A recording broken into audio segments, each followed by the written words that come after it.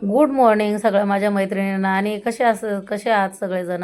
I hope की तुम्ही सगळे मस्त मजेत असाल. आम्ही पण मजेत आहोत. तर इथं आपली नाश्त्याची तयारी. कोथिंबीर धुवून घेतली, एक टोमॅटो घेतला आणि 2-3 मिरच्या घेतल्या, अर्ध लिंबू, एक गाजर. इथे उडदाची डाळ घेतली, मोहरी घेतली आणि इथे रवा घेतला 1 वाटी. आता त्याच्यावरून समजलंच असेल काय करायचं ते. इथे वाटाणे उकळायला ठेवले ते. इथे आपल्याला बनवायचं आहे नाश्त्यासाठी उपमा. तर इथे तूप टाकून घेतलं कढईमध्ये आणि तूप टाकल्यानंतर इथे रवा असा खूप छान असा भाजून घ्यायचा.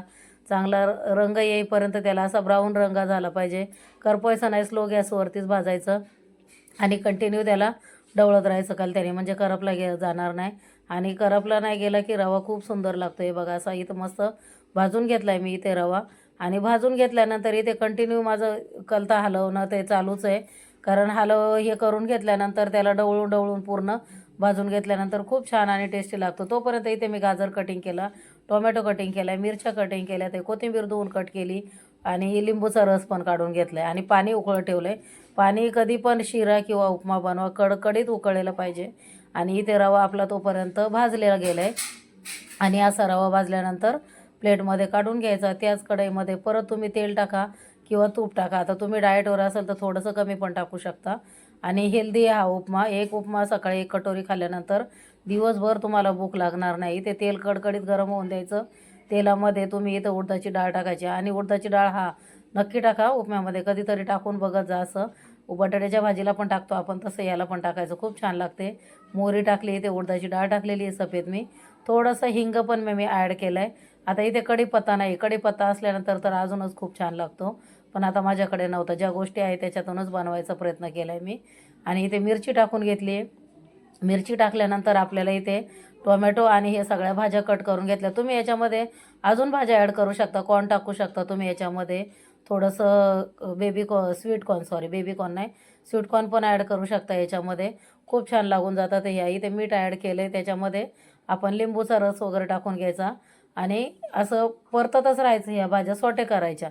सोटे केल्यानंतर त्याची टेस्ट टिकून राहते. पूर्ण शिजवायच्या नाही, थोड्याशा कच्च्या चालून जातात. ते इथे लिंबू रस टाकून घेतला आणि याला परत असं ढवळून घ्यायचं पूर्ण. आणि ढवळून घेतल्यानंतर मी आता थोडीशी अर्धी कोथिंबीर आता टाकणार आहे. अर्धी कोथिंबीर मी नंतर टाकते बनवून झाल्यावरती. पोह्यांमध्ये पण माझी अशीच बनवण्याची असते पद्धत. तर तुम्ही पण नक्की असं बनवायचा प्रयत्न करा, आवडेल तुम्हाला आणि छान लागतो. ह्याच्यामध्ये असं परतून घेतल्यानंतर भाज्यांमध्ये हा रवा पण परतला आणि छान उकळलं गेलेलं पाणी, एकदम कडकडीत पाणी उकळलं गेलेलं आहे, ते टाकल्यानंतर त्याच्यामध्ये कलत्याने ही प्रोसिजर चालूच ठेवायची. पूर्ण त्याला असं फेटून घ्यायचं आणि फेटल्यानंतर बघा आता इथे आपलं पाणी आणि मी माझ्या अंदाजाने टाकते. तुम्हाला माप पाहिजे असेल तर तुम्ही मेजरमेंट पण करू शकता. आणि इथे उकळून झाल्याच्या नंतरून असं त्याला परत ढवळून त्याला झाकण लावून ठेवायचं. आणि झाकण लावल्यानंतर इतका मोकळा आणि फडफडीत असा उपमा तयार आहे. गॅस मी बंद करते. गॅस स्लो पण नाही ठेवत आणि फास्ट पण नाही. गॅस बंद करायचं आणि झाकण लावून ठेवायचं. अगदी 5 मिनिटांनी उघडून बघायचं. बघा किती मोकळा असा फडफडीत. याच्यावर तुम्ही शेव टाकून मस्त नाश्त्याला बोलमध्ये टाकायचा आणि प्लेटमध्ये पलटी करायचं. त्याच्यावरती शेव टाकायची.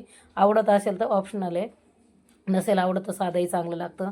आणि जे साधं असतं तेच चांगलं असतं. मी व्हिडिओमध्ये नेहमी सांगते, तुम्ही काही करा, साधं करा किंवा मग साधं सुधं खा, पण ते खूप छान लागतं. तर हे असं उपमा आपला रेडी आहे नाश्त्याला. नाही आम्ही पण रेडी आहे. साहेबांची आता ऑफिसला जायची तयारी, तर फटाफट साहेबांना नाश्ता देते. कसा वाटला उपम्याची रेसिपी, कशी नाही नक्की सांगा कमेंट करू मैत्रिणी. आणि व्हिडिओ बघण्यासाठी व्हिडिओला लाईक करा आधी तर, आणि शेअर करा व्हिडिओ, आणि छान छान कमेंट करा. आणि चॅनलवरती नवीन असेल तर चॅनलला सबस्क्राईब करा मैत्रिणींनो. इथे बघा पुढे मी बोलमध्ये असं सर्विंग केलं आहे मस्त कटोरी टाकून. तर चला आता उपमा तर झाला बनवून. इथे फ्राईड राईसची तयारी. इथे बघा सगळी कटिंग करून घेतली. जेवढ्या भाज्या आहेत तेवढ्या शेंगदाणे फ्राय करून घेतले. ते छान लागतात इथे शेंगदाणे फ्राईड राईसमध्ये. आणि वरतून टाकायचे. कांदा पण फ्राय केलेला आहे, हा पण वरतून घ्यायचा आहे खाताना. आणि इथे बघा तेल टाकलं आहे मस्त. तेलामध्ये तेच तेल होतं, कांदा फ्राय केलं, त्याच्यात लसूण टाकलं, आलं टाकलं, हिरवी मिरची आणि लसूण भरपूर टाकायचं. फ्राईड राईस चायनीज वगैरे बोललं की खूप सारं लसूण टाकायचं. त्याच्यामध्ये आपल्या जेवढ्या व्हेजिटेबल आहेत ह्याच्यात तुम्हाला व्हेज काय टाकता येईल तेवढं टाका. ब्रोकोली टाका, कॉर्न टाका. माझ्याकडे इथे जेवढ्या गोष्टी अवेलेबल होत्या तेवढ्या मी टाकून घेतलेल्या आहेत. आणि हा अंडा फ्राईड राईस बनवते मी.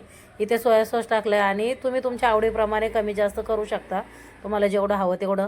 आणि इथे शेजवान सॉस टाकला आहे. इथे 2 अंडी फ्राय करून घ्यायची आणि हे सगळं सॉटे करायचं फटाफट. त्याच्यात राईस टाकून घ्यायचा आणि मिक्स करायचं, म्हणजे आपला व्हेजिटेबल फ्राईड राईस तयार आहे. आणि शेवटी मी याच्यामध्ये अंडी फ्राय करून टाकणार आहे. तर असा आपला बासमती राईस बनलेला व्हेजिटेबल फ्राईड राईस रेडी आहे मैत्रिणींनो. कसा वाटला कसा नाही, आणि तुम्ही नॉनव्हेज नसेल खात तर व्हेजमध्ये खूप भाज्या ॲड करू शकता. इथे आपली सकाळी डब्याची तयारी. डब्यासाठी इथे शिमला मिरचीची भाजी बनवायची आहे. पहिले प्रथम तर शिमला मिरची कट करून अशी सॉटे करून घेणार आहे. सॉटे करून घेतल्यानंतर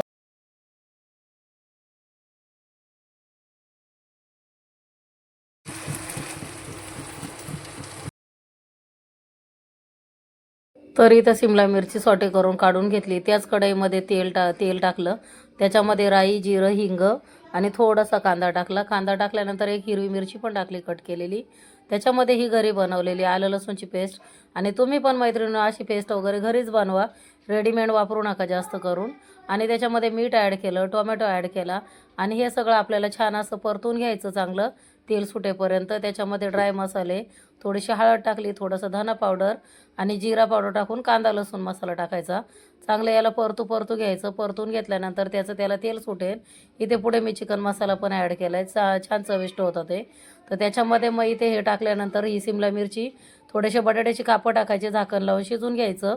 आणि बटाट्याची कापं टाकल्यानंतर तुम्ही ही सॉटे केलेली शिमला मिरची टाकायची, म्हणजे भाजीचा कलर तसा टिकून राहतो. शेंगदाण्याचा कूट टाका, रेडी आपली भाजी.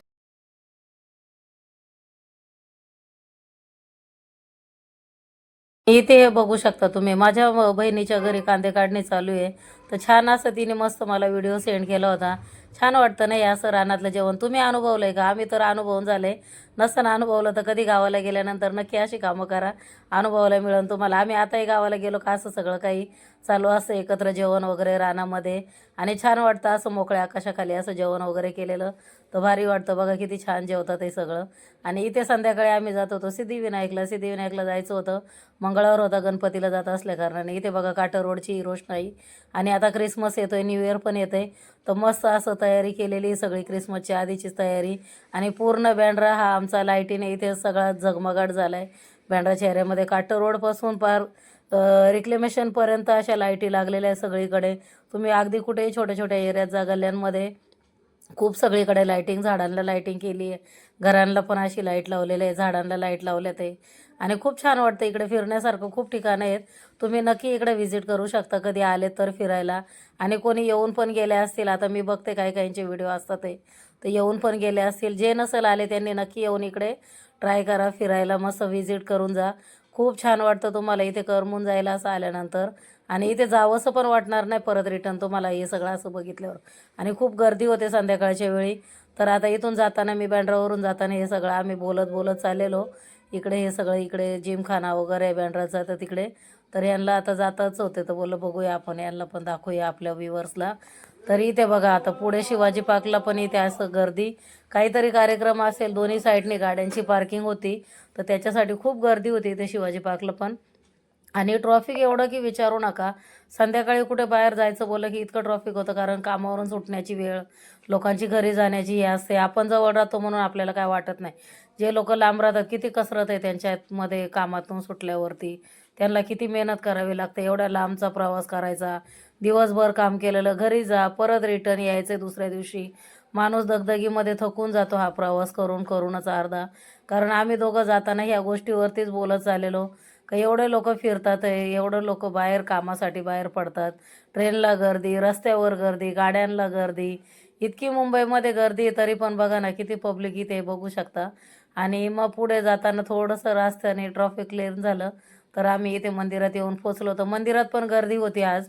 आणि मंगळवार असल्याकारणाने इथे नेहमीच गर्दी असते. आणि नेमकं आम्ही गेलो तर देवाला धूप दाखवायचा टाईम झालेला. तर जरा वेटिंगला होतो आम्ही, थोडा वेळ थांबलो, छान असं मग दर्शन घेतलं. दर्शन घेऊन बाहेर आलो. आता बाहेर गेल्यानंतरून आता इकडनं जाताना हे इथे कळस वगैरे सगळं काही दिसत होतं बाहेरून असं. तर मी ते पण थोडंसं तुम्हाला दाखवण्याचा प्रयत्न केला. आणि बघा कसं वाटतं इथं तुम्हाला. आता जर लांबून दर्शन घ्यायला मिळेल इथे, जर जवळून नाही कोणाला येतं तर माझ्या व्हिडिओच्या याच्यातून तुम्ही दर्शन घेऊ शकता सिद्धिविनायकचं. मंगळवार होता काल, त्याच्यामुळे आम्ही गेलेलो. आणि आता साहेबांना थोडी शॉपिंग करायची होती, तर इथे दादरला आलो आम्ही. तर त्यांना घ्यायचं होतं थोडंसं बारीक छोटं मोठं काही ना काही. तर त्याच्यासाठी आलेलो, शूज वगैरे बघायचे होते आम्हाला. आणि त्यांना ऑफिसमध्ये गिफ्ट पण घ्यायचं होतं तर दादरला. तुम्ही इथं दादरला आल्यानंतर आता तर हळदी कुंकाचं वगैरे निघालेलंच आहे संक्रांतीला.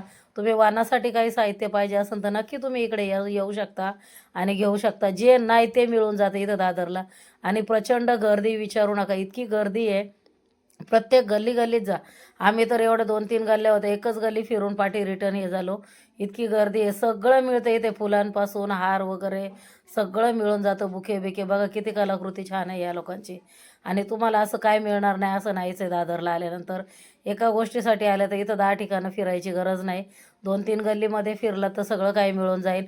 आणि एवढा गर्दीचा परिसर आहे इथे विचारू नका इथे.